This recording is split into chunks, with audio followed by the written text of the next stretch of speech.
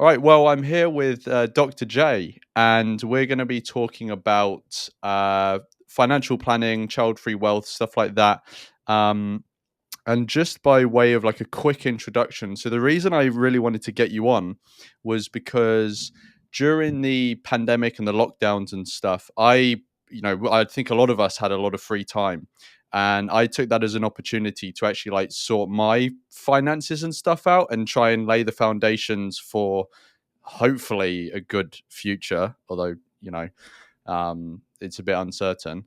And then last year, I saw you were on the Childfree convention, and I saw you there, and then I thought it would be really interesting to speak to you myself and explore the topic a bit more, for my own benefit, but also for other people, obviously.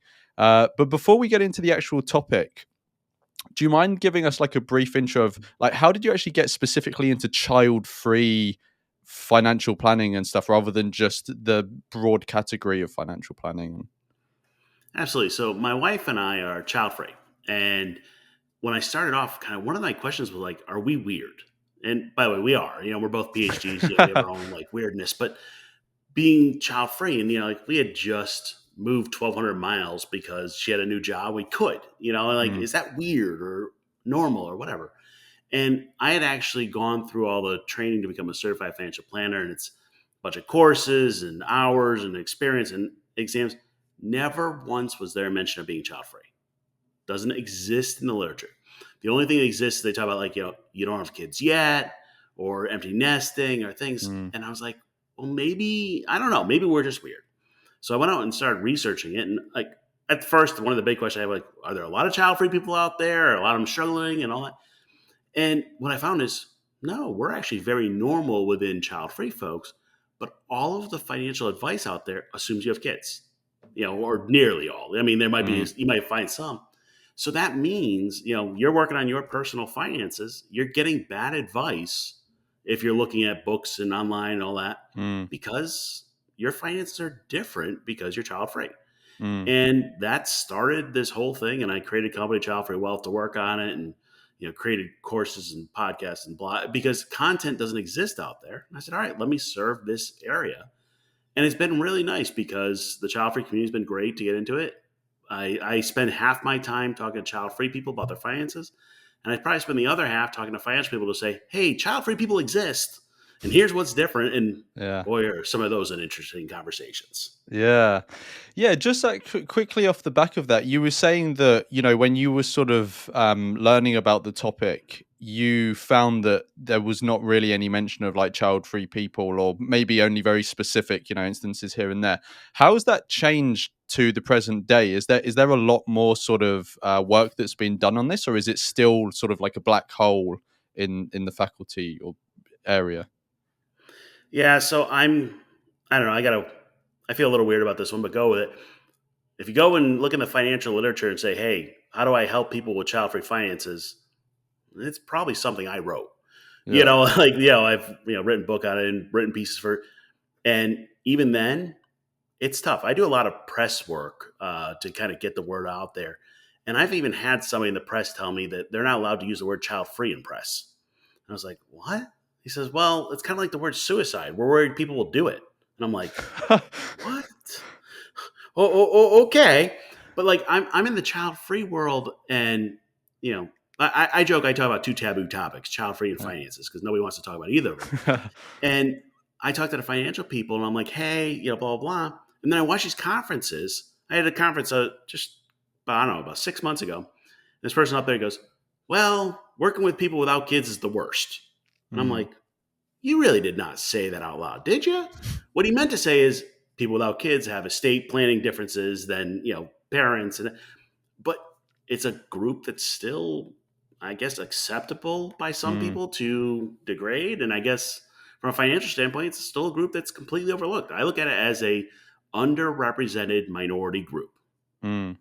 And have you actually, because you said you spend about half your time sort of speaking to the rest of the financial world and saying, this sort of, I guess, however you want to put it, niche of child free financial planning, it exists. you were saying you'd had some interesting conversations. Like, what has that been like? Has it been a? I'm assuming it's been an uphill battle. So I was at a conference recently, and somebody said, "Hey, I tried marketing to child-free people." He was going to start it as and we can fight a niche or niche depending on how you want to pronounce it. Mm. But he says, "Yeah, I started that, and then like I posted a website, and then people started putting comments. Well, you hate kids, so he got rid of all his, took down his website and took it." Yeah.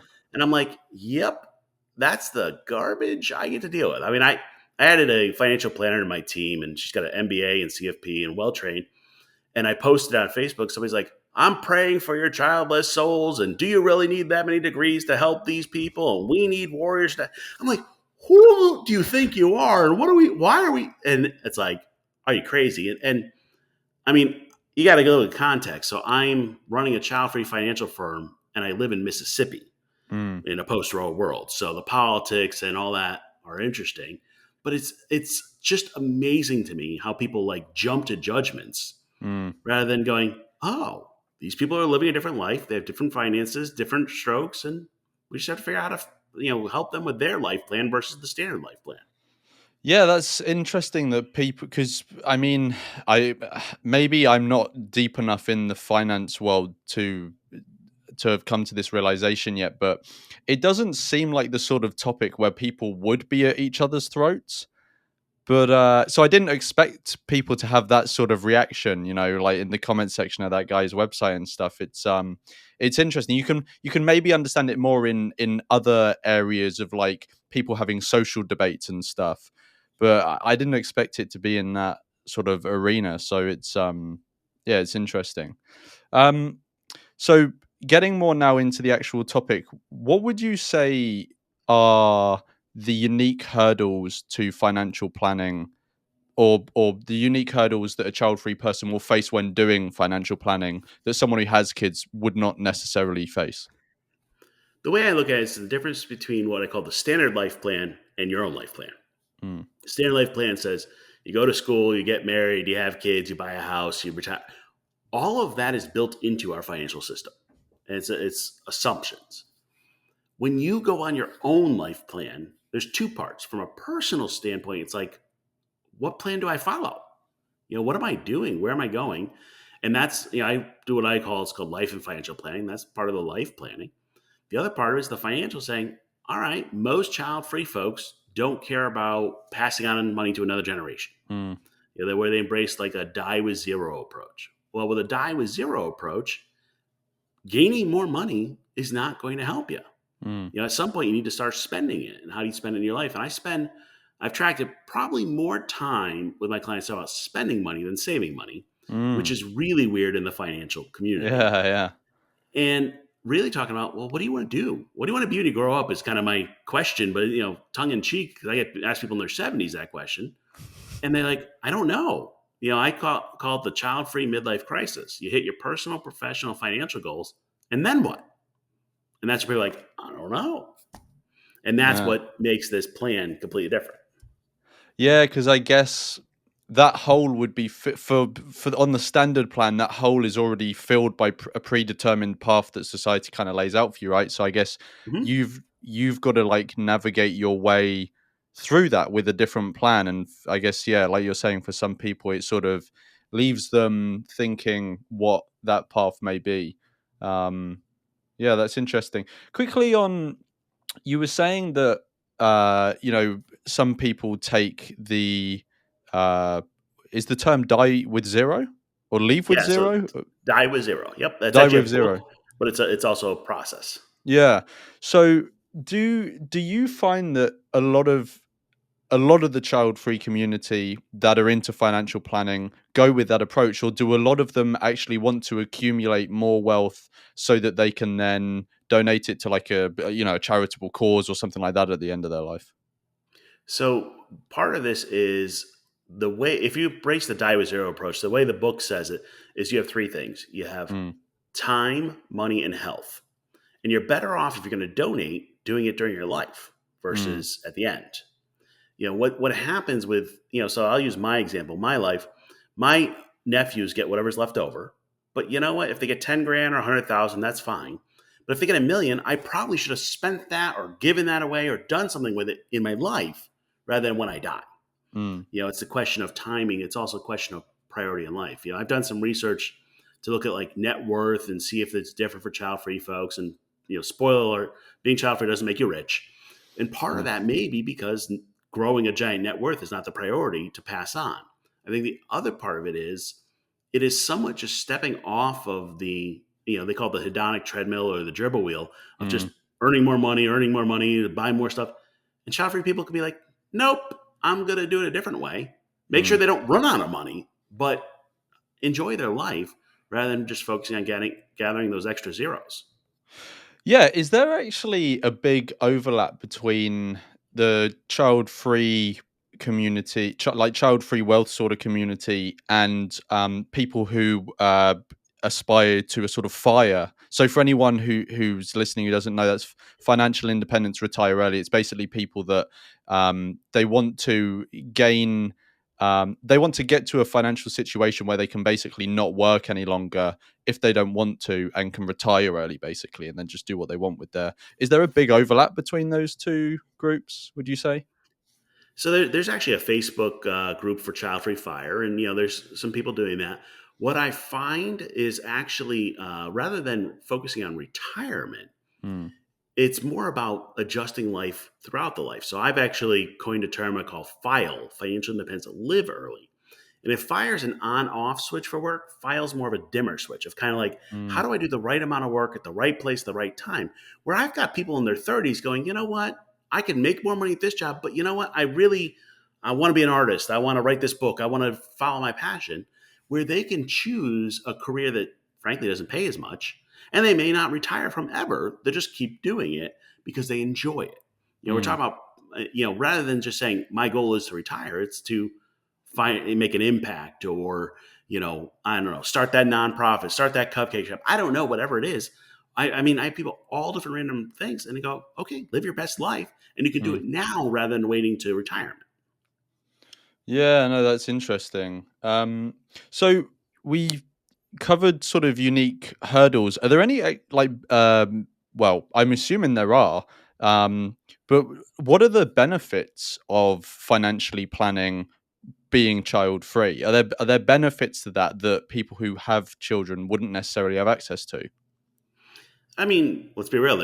You're not paying for the kid, so Yeah, they save yeah. you $18,000 a year, um, but that doesn't automatically mean you're rich. I think the benefit, the way I say it, is living a life of child-free wealth means you have time, money, and freedom to do what you want. The benefit is in the flexibility. Mm, So I use my wife and I example. We moved 1,200 miles for her job because she got a great opportunity. We could just pack up the dogs and go. I got other people. I got somebody who's taking a year off of work and hiking the Appalachian Trail because they can. yeah. It's not necessarily it's going to give you the financial windfall. It's the life that you're able to live, that you can challenge those norms and do things that really matter to you. Mm. Yeah, and so are there. So I think the main concern that people would have, right, if they're child free, and maybe I'm wrong, so like correct me on this if I am wrong, but it seems like it seems to me that if someone is child free, the biggest sort of thing that they've got to deal with, I guess, that someone with children may not necessarily have to, although it doesn't always play out perfectly when you do have kids, um, is like care in retirement basically, or like elderly care, having someone to either look after you who you're related to, or financial support if you can't support yourself.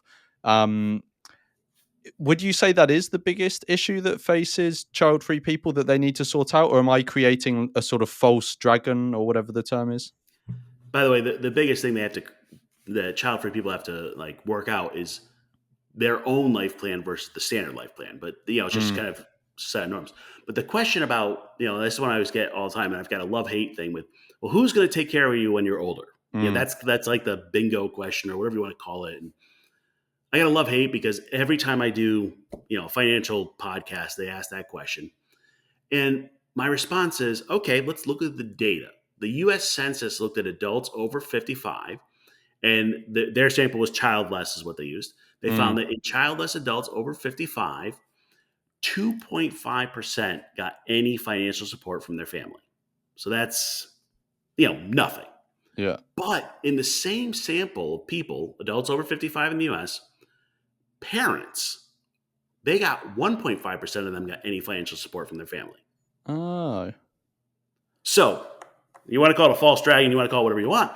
The data says we're all screwed on who's going to take care of when Yes. we're older. So Yeah. we all need a plan. My argument is by the time you're mid 40s, you need to have a plan in place for your long term care. Mm. Having a kid does not mean they're going to take care of you. Not having a kid doesn't mean you're on your own.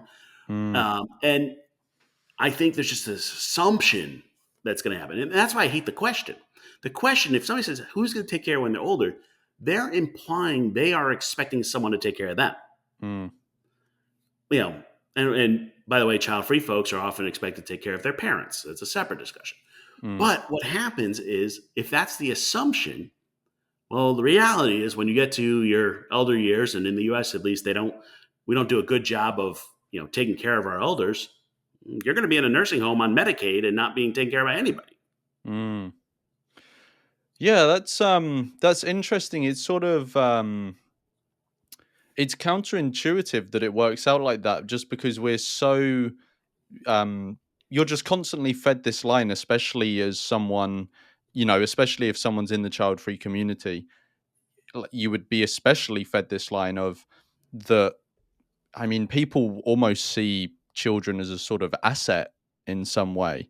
um So yeah, it's interesting that did they I don't know how long ago these stats came out, or when you read them, but did they sort of speculate as to why there was that discrepancy? I mean, in the grand scheme of things, it's only a 1% difference, right?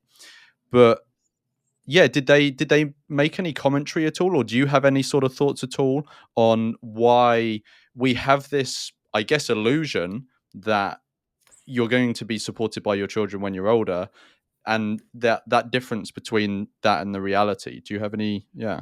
Yeah. So the one thing they did comment on, and it is an issue, is what we call solo agers.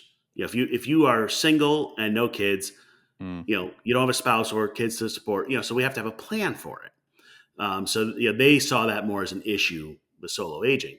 I think my background before I came into healthcare. I mean, before I came into finance, I was in healthcare and worked as a paramedic.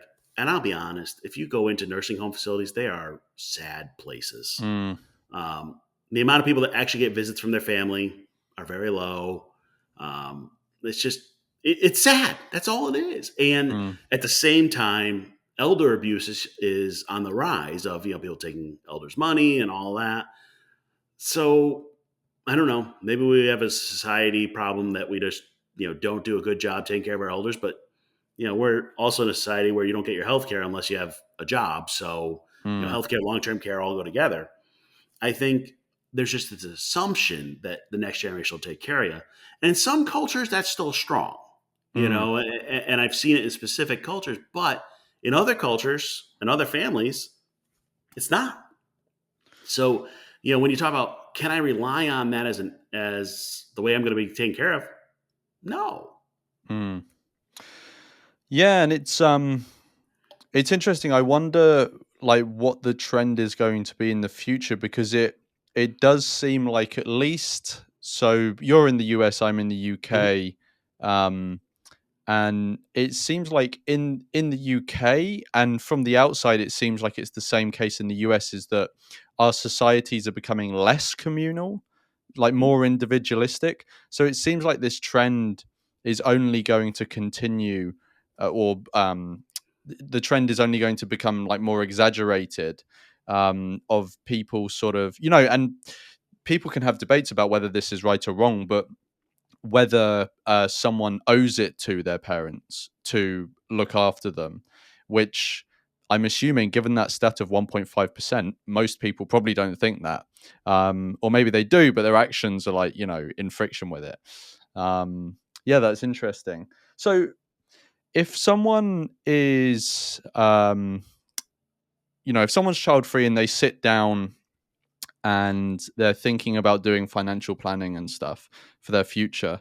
Um, are there things that are there sort of like bits of information or knowledge, any wisdom that may not necessarily pop into mind? It's not necessarily obvious, but they should maybe take into account when they sit down and do this. So, for example, I watched one of your other conversations before this, and I think you gave an example of child-free people would not be under as much pressure to get something like life insurance.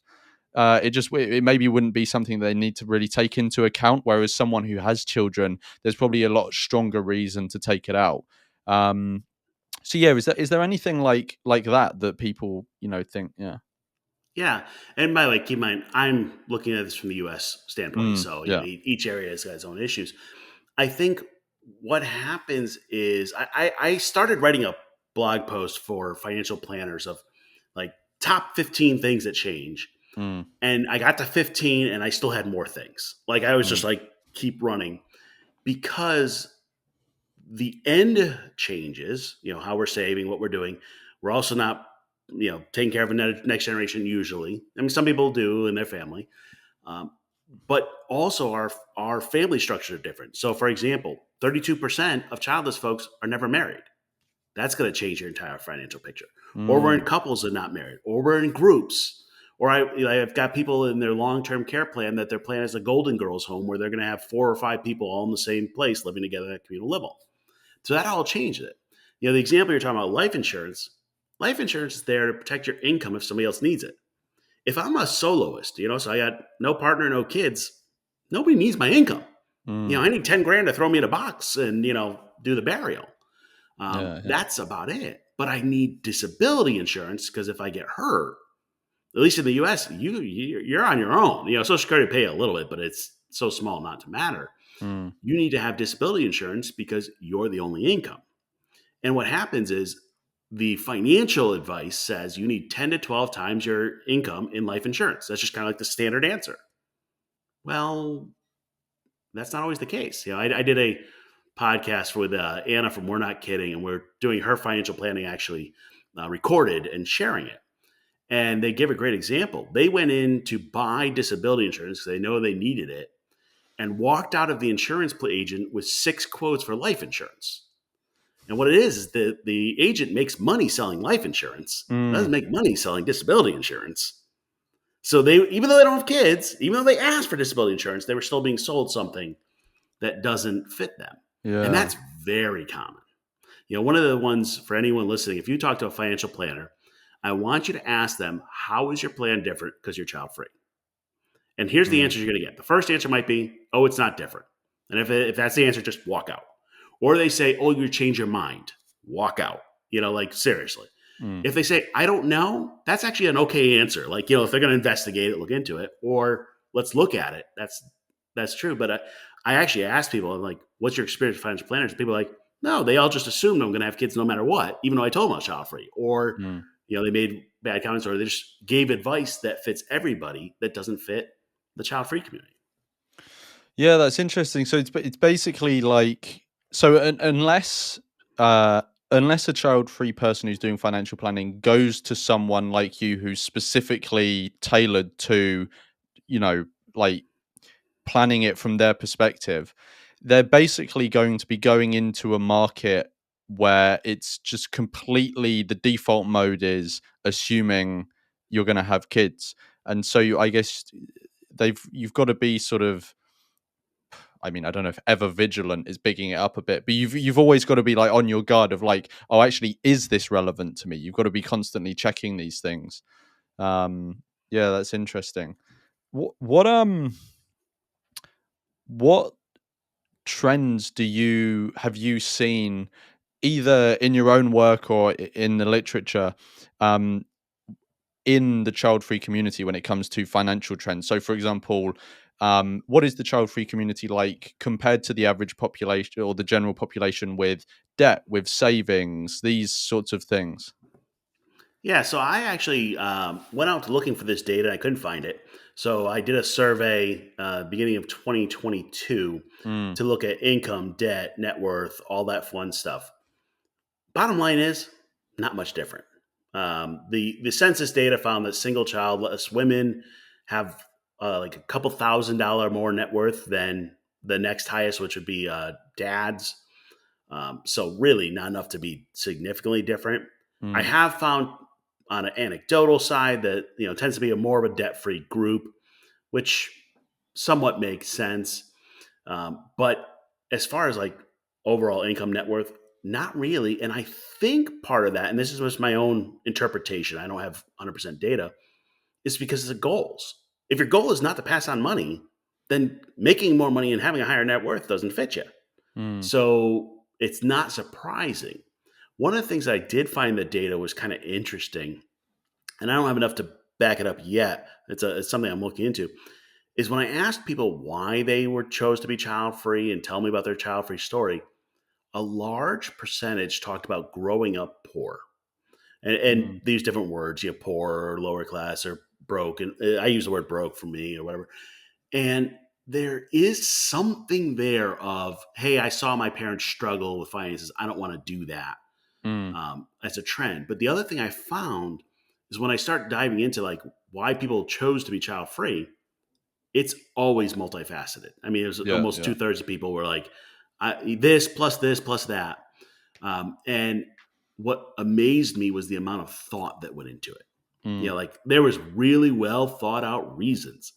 If finance is a reason, and it was like 30% of people I interviewed and surveyed said finance is one of the reason. Yeah, it's because this is what I grew up, or I had financial difficulties or different things, and I wanted to live a different life.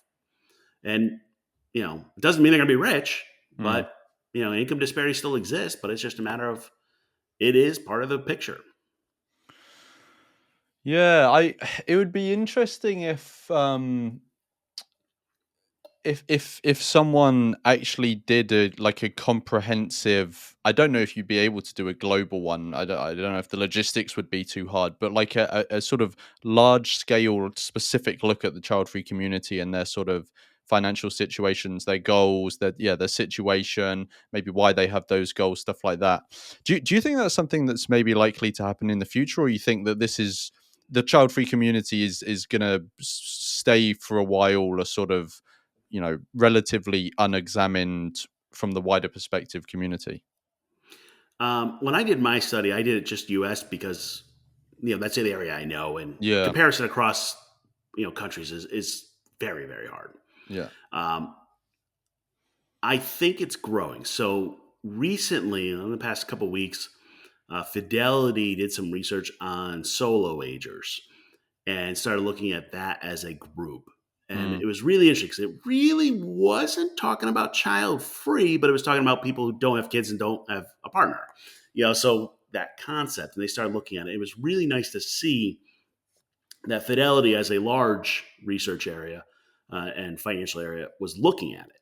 They didn't make any really recommendations, but they're like, hey, here's some of the challenges. Here's describing. We're still trying to figure out the number of or the percentage of people in the U.S. that are child free. mm, It was just a Michigan study came out. They found a little over 20% of their respondents were child free, and about 5% were childless. And that's good data, but like that's the best data I found on even the population. Never mind the financial side. mm. It is my area of research, so I'm trying to dive deeper into it every day. But it's been untapped, and what confuses me is financial people are about money. Let's be real on that. I mean, you got to make money. Mm, I would hope that other people go, hey, there's 25% of the US that's not being served or not being served appropriately. We should serve them. mm, And, like the math of that says it's huge. But if you look right now, XY Planning Network has a list of all different planners across the country. And you say, all right, look at family status child free. There's one financial planning firm listed, and it's mine. mm. And there's one firm that I know of that's dedicated to helping child free people, and Yeah, it's 25% of the US. That that's mad. I'm out there going, please join me. Like, come on. Like, I can only handle so many clients. Everybody else needs to be part of this. Yeah, that's That's pretty crazy that people just like you said, just purely from a financial point of view, that it's just it seems like a low hanging fruit for someone to set up a business. That's But maybe it's just that people don't think to do it. well, and I've put essentially my playbook out there to people. I'm like, do it, copy it. But I think part of it is there's some stigma around it. Like the colleague I talked about who had to Yeah. shut his down because he did it. And the other part of it is, so Laura Carroll, who does a lot of work on the child free side and research, she put out a series of talking about you should market to child free women. Talking about ads, different things. And I've been having some offline discussion with her. I'm like, cool. What's the data on marketing to this group? And we found some, and there's some good data. But I'm like, why are they like marketing like clothing to child free people or whatever? Mm, Make your ads fit because it's such a large group. And I think my personal experience, it's because of the bias and the negative push. I mm, will tell you that when I go out there and put something on social media, every time I kind of like almost have to not look at the comments because people are making stupid stuff, yeah. judgments about child free people. And in the US, in a post Roe world, that's gotten a lot worse. Mm. So I personally believe why people don't market to this area is because of the politics around it and the beliefs and the social and the religious and all the other cultural components. Yeah. And you were saying that you also do like your own research. Mhm. What sort of specific areas are you sort of interested in and look into? So my work's all around this financial and the wealth question. And I call it wealth because I think a good, question of what brings you joy in life is more important than what brings you more money and Mm, how do you spend your money to get joy.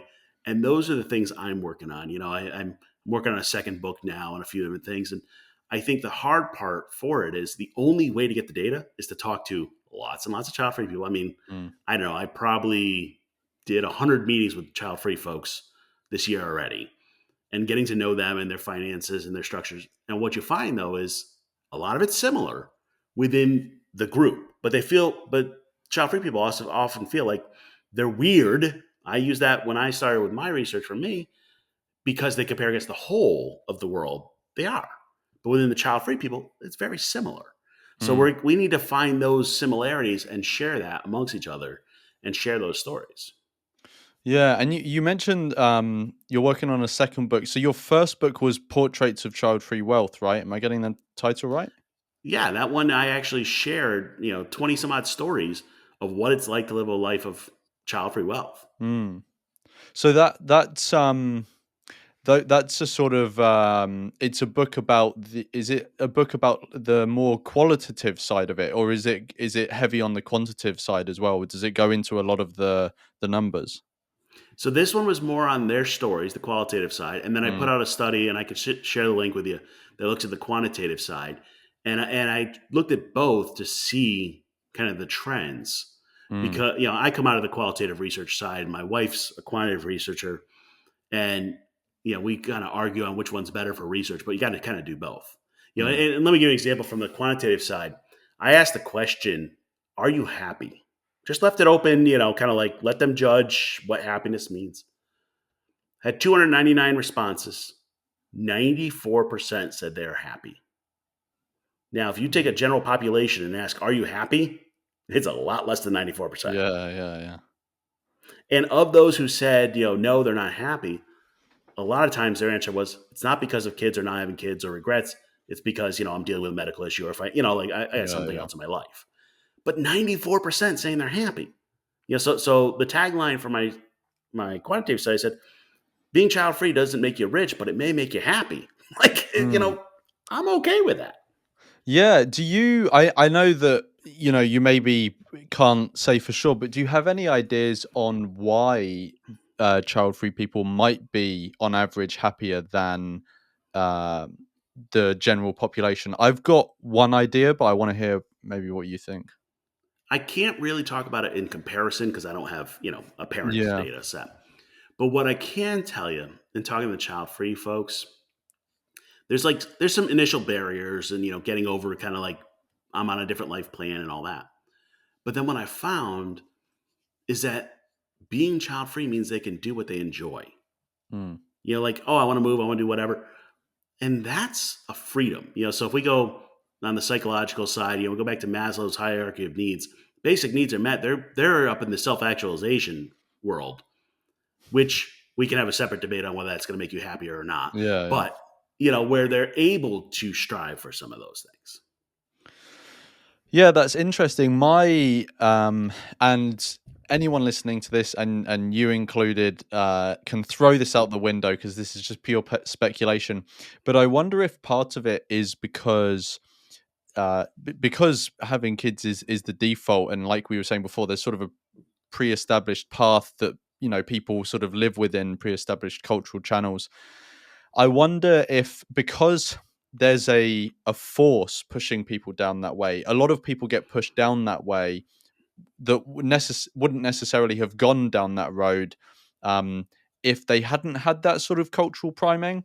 And I would assume that because being child free often means you're stepping out of the sort of mainstream, or however you want to put it, often the sort of people who have taken that step are people who have actually sort of thought more for themselves about, okay, actually, what do I want? What do I actually want to do, rather than what is the culture telling me?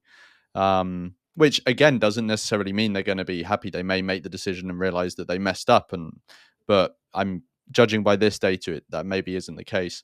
But yeah, it's interesting. I actually I had not. I don't know. I've not looked at any of the data about like happiness and parenthood or being child free, but it's actually surprising to me that child free people are more happy, just because there's such a narrative in mainstream society that having kids makes you fulfilled, happy, etc., etc., etc., and it's sort of synonymous to an extent.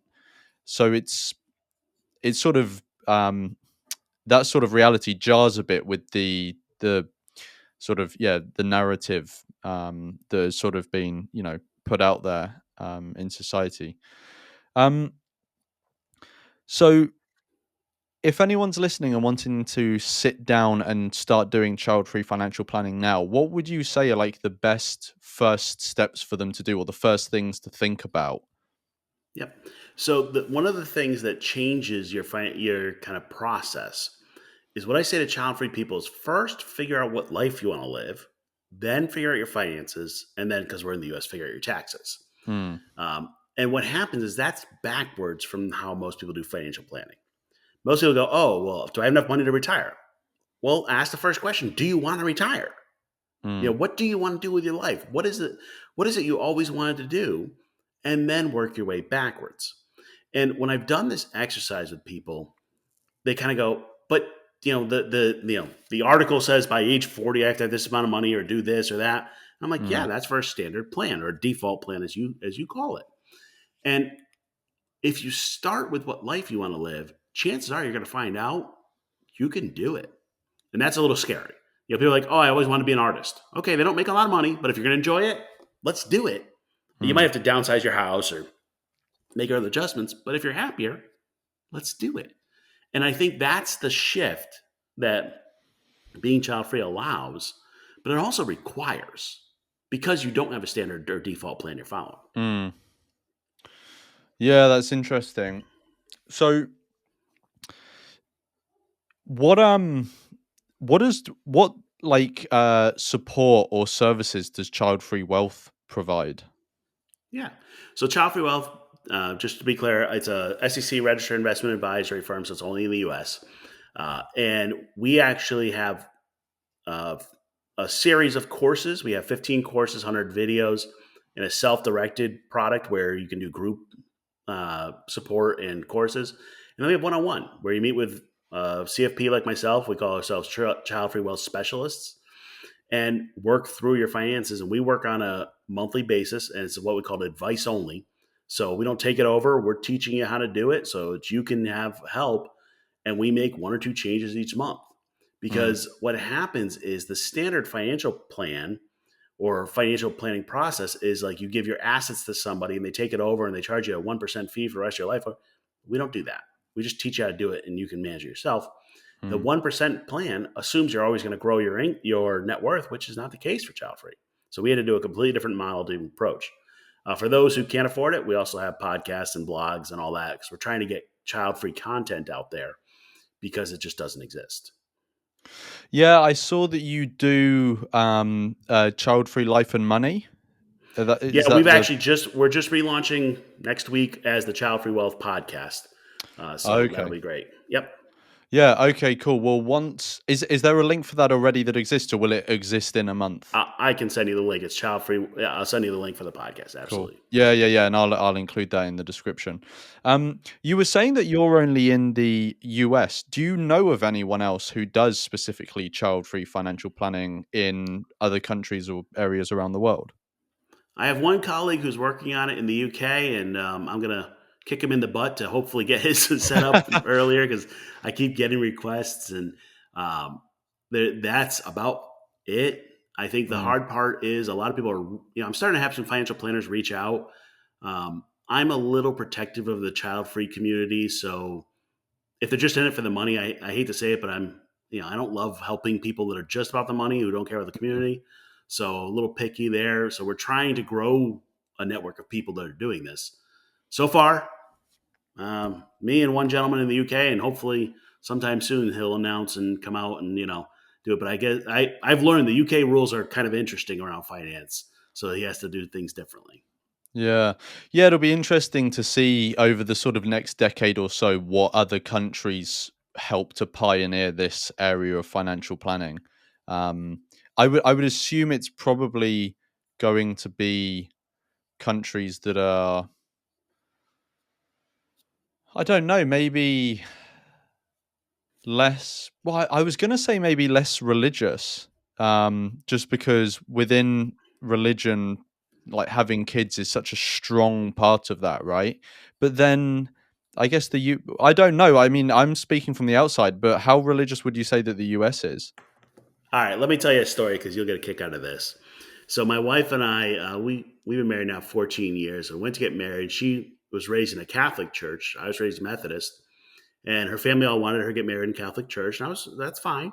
So we go to the priest, and you have to do all these classes and stuff. And the priest says, "Hey, you have to agree to raise your kids Catholic." And we said, "That's fine. We're not having kids." He goes, You have to agree to have kids and raise them Catholic." 3 priests later, we couldn't get married in a Catholic church. Oh, really? Oh, wow, that's mad. I mean, like that's the reality, and that was 14 years ago, so it might have changed since then. But Yeah. that's what it's like. And in the U.S., you know, I don't want to get too far to politics, but politics and religion are very combined in some ways. Mm, And on a state by state issue, it's bad. I mean, I actually had to move my firm from being under Mississippi to being under the Securities and Exchange Commission to protect the privacy of my clients, because mm, there are potential privacy concerns around reproductive rights that could put that at risk. And whether yeah. that's 100% politics or religion or whatever it is, it's a combo. When I was talking to people for the book, I had people that said, "Hey, I didn't even know being child free was an option because every time I went to church, that's all they talked about was being a good mom or whatever." Yeah. So Yeah, yeah, I mean, it's a whole nother subject, but we'll see how it develops like over the next decade or so. It will be interesting to see which countries have a sort of blooming child-free component to them. Um, so before we wrap up, obviously I will link Child-Free Wealth and the website and stuff in the description. But if people want to keep up to date with you specifically, are you anywhere online that people can keep up to date with you? yeah, so I'm on all the socials at Child Free Wealth. I'm not great on social media, so don't keep your expectations low. But Yeah. I'm trying to get all the content out there and talk to people. And I think one of the things I want, just since we're going to plug, is in July. Don't forget the Child Free Convention is coming up. Mm. August 1st, also International Child Free Day. So the 50th celebration of that. And Child Free Wealth on International Child Free Day on August 1st will actually be sponsoring a billboard in Times Square Oh, celebrating really? International Child Free Day. and we're going to do some competitions so people can actually have their social media posts on there and things. So keep an eye out for that. Yeah, that'll be interesting. I'm sure that's going to stir up a lot of media as well. I have no doubt of that, but Yeah. I was like, it's the 50th anniversary of the International Child Free Day, and I swear, if I put up there just saying today is International Child Free Day, that'll get people spun up. Never mind anything else. Yeah, yeah, yeah. No, that'll be good. Yeah, what once that day comes down the line later this year, I'll come back and put any links that I can find into the description of this so people can see it. 'Cause I think that'll be interesting to see what the reaction is like. Yeah, especially given how divisive of everything is getting nowadays as well. But yeah, thank you so much for coming on. It's been really interesting. This is something that I've been like I said, when I first started to sort of delve into finances and stuff, I'm still like a newbie. I'm no guru or anything at all. I'm like the opposite of a guru. Um, and yeah, but I started that during the pandemic and stuff. And then as I've become more engaged with these sort of communities online and stuff, and then heard about you, I was like, actually, it would be interesting to explore that sort of that more specific tailored approach that someone may need to take if they're child free. So yeah, it's been really good to have you on. Thanks so much.